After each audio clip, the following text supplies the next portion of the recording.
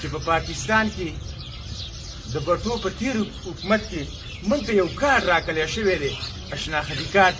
د سپیشل نوم باندې خاص نوم یې موږ ته راکړی خصوصي نوم خاص خلک په معاشرې د بدقسمتۍ نه د 2014 نه زه دا میشن کوم زما د اواز دی د ټولو معذورانو دپاره خصوصا د KPK د معذورانو دپاره خاص طور د باجوړ د معذورانو دپاره زه درته دا په یقین سره وایم او دا ته په دعوې سره وایم چې ما ته د دې کارت هېڅ قسم پیاده نه ده میلاو شوی ما ته په زکات نه میلاویږي ما ته په بیت المال نه میلاویږي ما ته په سوشل ویل پیر دفتر کې په دې باندې ویلچیر نه میلاویږي خو زما د رمضان پیکج راشي نو زما یوه کونډه خور زما یوه یتیمه خور زما یو معذوره رور د دې نه نامحرومه دی څنګه چې ملګرو یادونه وکړه په تیر رمضان پیکج کې زما نه ټولو امپیګانو لیست اخیستی دی زما په سلو کې 2 کسان شوي دي هغه دوم چې ما انکوایري وکړه او ما معلومات وکړو نو هغه PTI والا و هغه عام معذوره نه و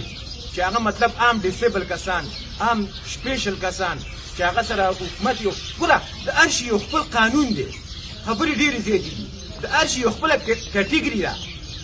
د زکات پیسې یا د رمضان پیسې یا د پیکج پیسې دا د چا حق کېږي د بدقسمتۍ نه زموږ حقیقي سترګې پټې دي حقیقي دماغ زموږ بند دي دا کونډه دا یتیم دی معذوره دی زه درته قسم خورم زما څه تسبیح په لاس کې دي او دا کوم ګاډي چې ولاړ دي کله چې د رمضان پیکج وي او زه ګورم دا ګاډو والا راشي او د بینک نه خپلې پیسې یوشو کړي او چابي اوسه په لاس کې ورسئ بارې موټر ولاړي په دې ناستو کې به وي او د دې ناستو نه وغیره به وي دا زه ټول علم مخامخ د دې باجوړ خلک دی خو ما هغه کس ونه لید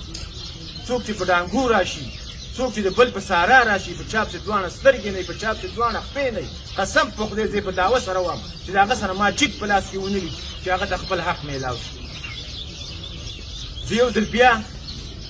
خصوصا د DC صاحب نه زما د خپلو امپیګانو نه هېڅ قسم د هغو نه زه مطمئنه نه یم زما هېڅ قسم اوس هم دا یقین نه دی چې هغوی د حق فیصلې وکړي ولې چې موږ د حق خلک لېږلي هلته نه دی زما د حق تپوس هلته هغوی کولی نه شي نو دلته به زما د معذور او د کونډې او د یتیم څه تپوس وکړي خو زه خصوصي د DC صاحب نه د وزیر اعلی صاحب نه دغه یو درخواست کوم